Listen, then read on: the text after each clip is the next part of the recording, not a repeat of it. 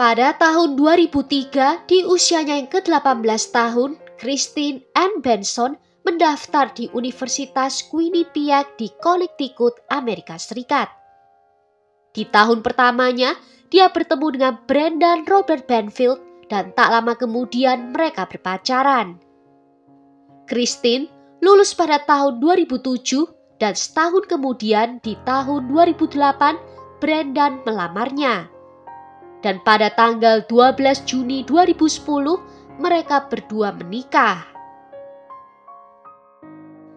Saat itu Christine berusia 24 tahun dan Brendan berusia 25 tahun. Christine adalah seorang perawat yang sangat berdedikasi dan mencintai pekerjaannya. Dia biasanya bekerja shift malam selama 16 jam, sebuah rutinitas yang melelahkan tetapi dia menikmatinya.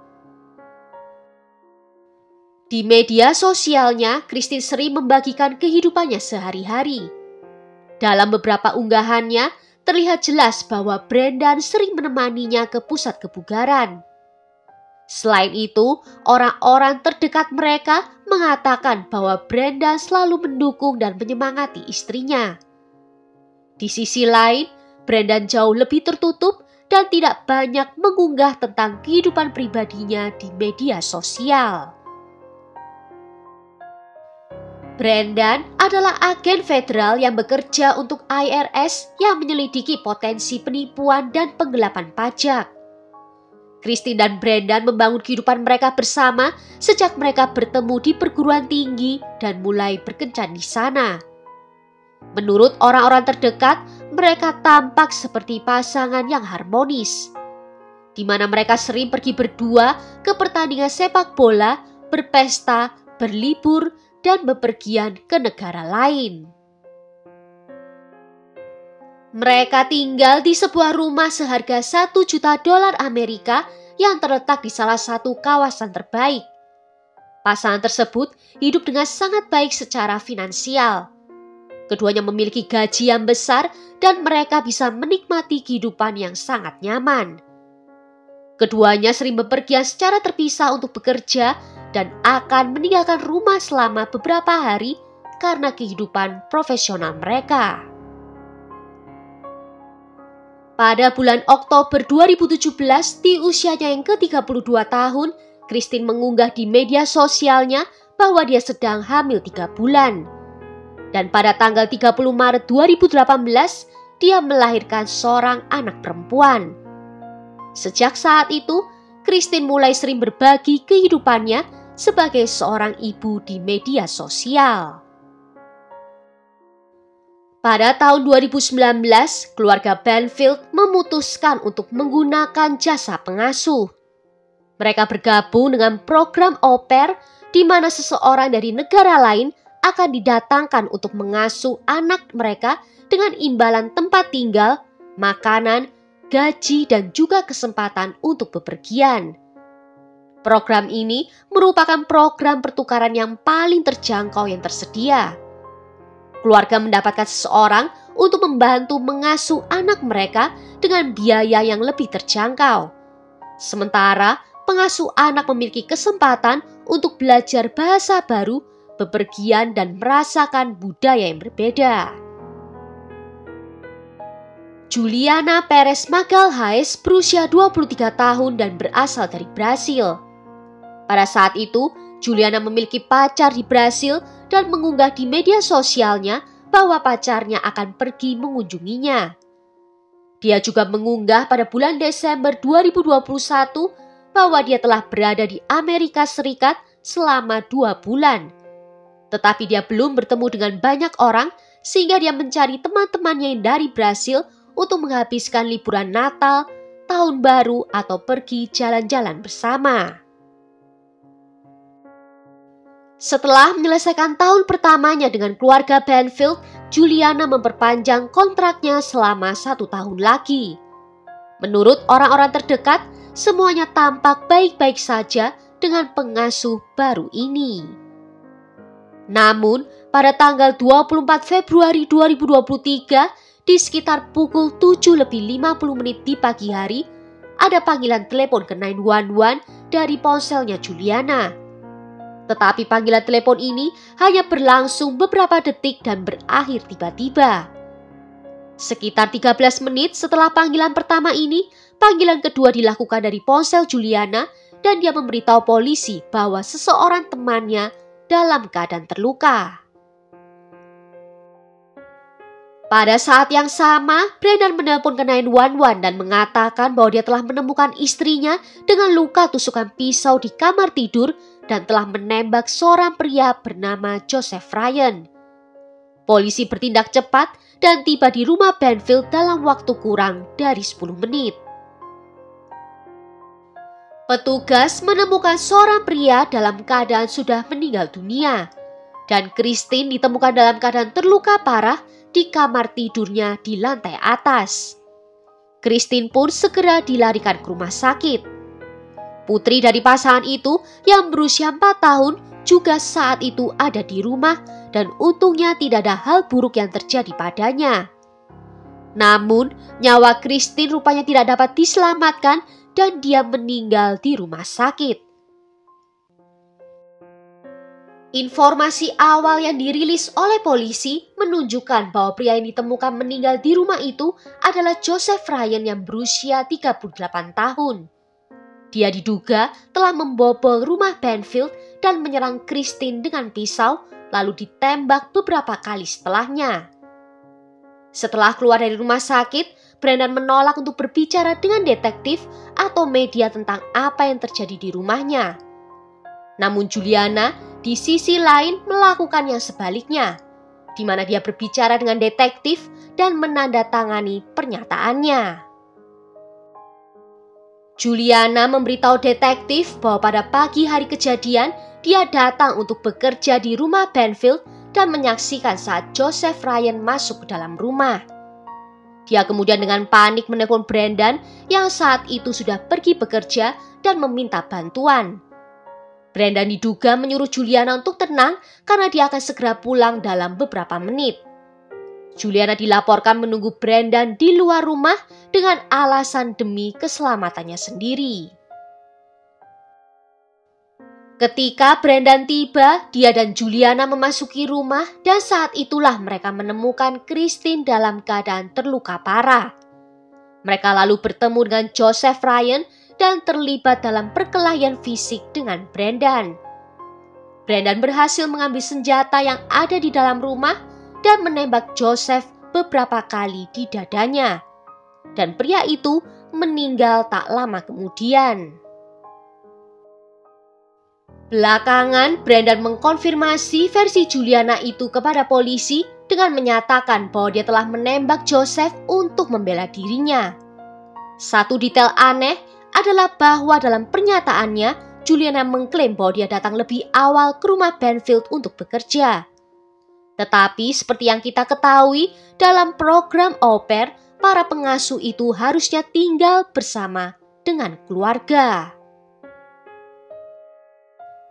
Kejahatan ini menggemparkan kota dan kasus ini menjadi berita utama di seluruh Amerika Serikat. Selama berbulan-bulan, polisi tidak merilis detail apapun tentang penyelidikan ini dan memilih untuk merahasiakan semuanya. Sementara itu, tetangga keluarga Banfield mengatakan bahwa Juliana terus mengunjungi rumah Banfield, namun tidak jelas apakah dia masih tinggal di sana, namun sering terlihat bersama dengan putri Banfield yang menimbulkan spekulasi bahwa dia masih bekerja sebagai seorang pengasuh. Pada bulan Agustus 2023, Juliana mengunggah di media sosialnya yang menyatakan bahwa dia sedang mencari pekerjaan baru. Setelah lebih dari 7 bulan investigasi, polisi membuat kemajuan dalam kasus ini dengan mengumpulkan bukti dan temuan forensik. Pada tanggal 19 Oktober 2023, Juliana ditangkap dan dia dilaporkan sangat terkejut dengan perkembangan ini. Alasan penangkapannya adalah karena polisi menyimpulkan bahwa Juliana adalah orang yang menembak Joseph Ryan, bukanlah Brendan seperti yang mereka berdua klaim sebelumnya. Polisi juga memastikan bahwa pada saat Juliana melepaskan tembakan itu, Brandon bahkan belum tiba di rumah. Setelah penangkapannya, Juliana didakwa dengan pembunuhan tingkat kedua dan dibawa ke pusat penahanan Fairfax County. Awalnya pihak berwenang mengkonfirmasi kepada media bahwa Christine dan Joseph Ryan memiliki semacam hubungan, karena tidak ada tanda-tanda masuk paksa ke dalam rumah yang menyiratkan bahwa Joseph memang telah diizinkan masuk oleh Christine. Terungkap pula bahwa beberapa bulan sebelum penangkapannya, Juliana sempat menyebut di media sosialnya bahwa dia sedang menjalin hubungan dengan seorang warga negara Amerika. Belakangan diketahui bahwa warga negara Amerika yang dimaksud oleh Juliana adalah Brandon Banfield, yang tentu saja membuat kasus ini menjadi semakin menarik. Saat informasi ini tersebar ke media, opini publik mengenai Juliana pun menjadi berubah.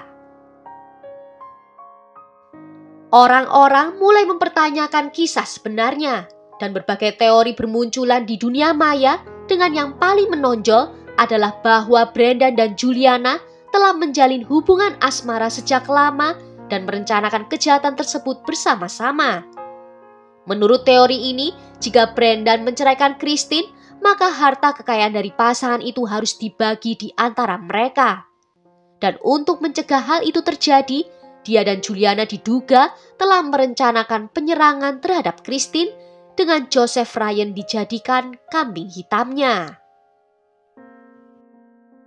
Dalam sidang pertamanya, Juliana mengatakan kepada hakim bahwa pada pagi hari itu, Christine menyuruhnya untuk mengajak putrinya yang berusia 4 tahun untuk pergi ke kebun binatang. Brandon saat itu tidak ada di rumah. Menurut Juliana lagi, Christine melakukan hal ini agar dia bisa menyendiri di rumah untuk menyambut Joseph Ryan yang dikenalnya melalui situs web kencan. Setibanya di kebun binatang, dia lalu menyadari bahwa dia telah melupakan untuk membawa bekal makan siang. Dia pun memutuskan untuk kembali ke rumah untuk bisa mengambilnya. Saat dia mendekati rumah keluarga Banfield, dia melihat ada sebuah mobil tak dikenal terparkir di depan garasi dan kemudian melihat seorang pria keluar dari mobil dan memasuki rumah. Dan pria itu adalah Joseph Ryan. Juliana mengatakan kalau dia menjadi takut karena tidak mengenal pria itu dan mengira dia adalah seorang penjahat yang akan membobol rumah. Dia kemudian menelpon Brandon untuk memberitahunya tentang situasi yang terjadi. Brandon dilaporkan memberitahu Juliana untuk menunggu di luar karena dia akan segera tiba dalam beberapa menit. Dan saat tiba, mereka berdua memasuki rumah bersama-sama dan Juliana menelpon ke 911 tetapi segera menutup telepon itu karena dia tidak tahu harus berkata apa di telepon. Juliana lalu membawa putri keluarga Banfield ke ruang bawah tanah, sementara Brandon membawa senjatanya dan tetap waspada. Beberapa detik kemudian, mereka mendengar ada suara-suara dari kamar tidur di lantai atas. Mereka naik menuju ke kamar dan menemukan Joseph Ryan dengan pisau di tangannya dan berada di atas tubuh Christine. Christine saat itu dalam keadaan tak berpakaian, namun Joseph masih berpakaian. Brandon lalu mengarahkan pistolnya ke Joseph dan menyuruhnya untuk menjatuhkan pisau. Sementara Joseph menyuruh Brandon untuk menjatuhkan pistolnya atau dia akan menyerang Christine. Pada saat itu, Joseph diduga mulai menusuk Christine dan Brandon mulai menembaknya juga. Akan tetapi, sebagian besar tembakan itu meleset dan Joseph masih terus menusuk Christine. Brandon kemudian berteriak kepada Juliana untuk pergi ke kamar mandi di mana terdapat brankas di sana untuk mengambil senjatanya yang lain. Ketika Juliana kembali dengan senjatanya, dia tidak memberikannya kepada Brandon, sebaliknya dia yang menembak Joseph mengenai jantungnya dengan tembakan yang fatal. Setelah itu mereka baru menelpon ke 911 untuk melaporkan kejadian tersebut. Jaksa menyatakan bahwa Brandon dan Juliana telah berselingkuh selama berbulan-bulan dan pada hari terjadinya kejahatan itu, Brandon tidak pergi bekerja karena semuanya telah direncanakannya. Brandon meninggalkan rumah dengan berpura-pura akan pergi bekerja, tetapi sebenarnya pergi ke lokasi terdekat di mana dia akan menunggu telepon dari Juliana. Jaksa mengklaim bahwa Joseph ditipu bahwa dia akan bertemu dengan Christine. Menurut jaksa, Brandon atau Juliana membuat profil palsu Christine di situs web kencan menggunakan laptopnya. Di situs kencan tersebut, Brandon atau Juliana memulai komunikasi dengan Joseph dengan berpura-pura menjadi Christine. Bahkan, jaksa mengatakan percakapan itu ketika diperlihatkan kepada keluarga dan teman-teman Christine, mereka menyatakan bahwa percakapan itu tampak sangat aneh dan bahwa Christine tidak mungkin menulis seperti itu. Dan ketika Joseph tiba di rumah, dia diduga disambut oleh Juliana. Itulah sebabnya tidak ada tanda-tanda masuk paksa ke dalam rumah. Brandon dan Juliana telah merencanakan segalanya dengan tujuan untuk menyingkirkan Christine, agar Brandon tidak perlu membagi aset yang dimilikinya dan dapat menikmati semua uang itu bersama dengan Juliana. Seorang karyawan dari tempat pelatihan tembak bersaksi. Dia menyatakan bahwa Brandon dan Juliana telah berlatih selama 2 bulan sebelum kejadian. Dia juga mengklaim bahwa sebulan sebelum kejahatan terjadi, Brandon membeli sebuah pistol Glock, yang menurut polisi itu adalah senjata yang sama yang ada di brankas dan digunakan oleh Juliana untuk melepaskan tembakan kepada Joseph.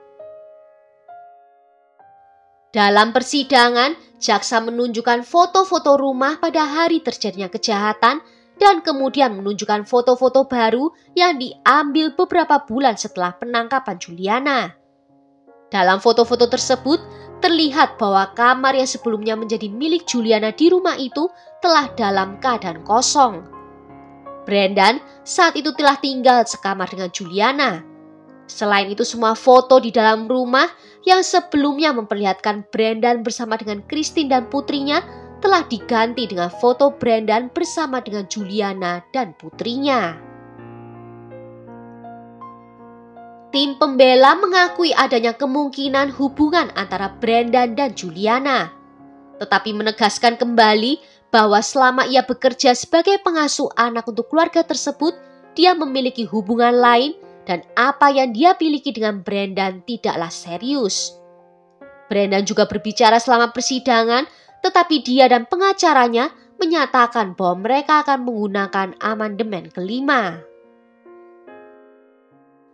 Akibatnya, Brandon tidak menjawab apapun yang dapat memberatkannya dan akhirnya hanya menanggapi sedikit pertanyaan. Di akhir persidangan, jaksa meminta agar Juliana tetap ditahan karena adanya resiko pelarian yang tinggi. Jaksa juga menyebutkan bahwa Juliana telah berusaha untuk mendapatkan paspor lain ketika pihak berwenang menahan paspornya selama penyelidikan yang sedang berlangsung sebelum penangkapannya. Pada tanggal 16 September 2024, setelah berbulan-bulan penyelidikan lebih lanjut, polisi menangkap Brandon. Dia juga didakwa dengan pembunuhan tingkat pertama atas kematian istrinya dan Joseph Ryan. Jaksa menuduh Brandon berkonspirasi untuk membunuh keduanya di rumahnya. Dan dia juga didakwa dengan penggunaan senjata api. Dalam tindak pidana tersebut, polisi tidak merilis rincian spesifik tentang bukti yang telah mereka kumpulkan untuk membuktikan bahwa Brandon berkonspirasi untuk membunuh istrinya dan Joseph. Satu-satunya hal yang mereka nyatakan adalah bahwa Brandon dan Juliana telah merencanakan perjalanan ke Brasil. Beberapa hari kemudian, sidang pertama Brandon berlangsung. Dan selama sidang itu, pihak berwenang mengungkapkan bahwa Brandon memulai hubungan dengan Juliana mulai Agustus 2022. Terungkap pula bahwa sebulan sebelum kejahatan itu terjadi, Brandon dan Juliana bepergian bersama ke New York, di mana mereka menginap di sebuah hotel dan menghadiri sebuah pertunjukan. Jaksa penuntut memutar rekaman panggilan 911 pertama yang dilakukan oleh Juliana. Dalam rekaman itu, Joseph terdengar mengerang kesakitan di latar belakang. Panggilan itu hanya berlangsung selama 8 detik sebelum Juliana menutup telepon. Petugas operator Departemen Kepolisian Fairfax County menelpon Juliana kembali sesuai protokol, tetapi tidak ada yang menjawab. Ketika ditanya tentang hal itu, Brendan mengatakan kalau panggilan itu tidak dijawab karena dia dan Juliana tidak dapat menemukan ponselnya yang terjatuh di suatu tempat di dalam rumah. Ada jeda waktu 13 menit antara panggilan pertama dan kedua yang dilakukan oleh Juliana untuk menghubungi 911. Polisi yakin Joseph sudah dalam keadaan terluka sebelum panggilan pertama dilakukan. Dan pihak berwenang juga yakin bahwa Brendan dan Juliana menggunakan waktu 13 menit itu untuk merekayasa TKP. Jaksa penuntut menyatakan bahwa tubuh Joseph telah dipindahkan agar tampak seolah-olah dia memang menyerang Christine. Selain itu, bukti dari analisis percikan darah di ruangan menunjukkan bahwa Christine dan Joseph telah dipindahkan sebelum para medis tiba. Menurut para medis itu, Christine dan Joseph telah dipindahkan dan diposisikan ulang, di mana lengan Joseph yang berlumuran darah dan disilangkan dengan cara yang tidak mungkin dilakukannya sendiri setelah tertembak di dada. Pihak berwenang mengkonfirmasi bahwa pisau yang digunakan dalam kejahatan itu memang milik dari Joseph dan dia membawanya di dalam tas ransel.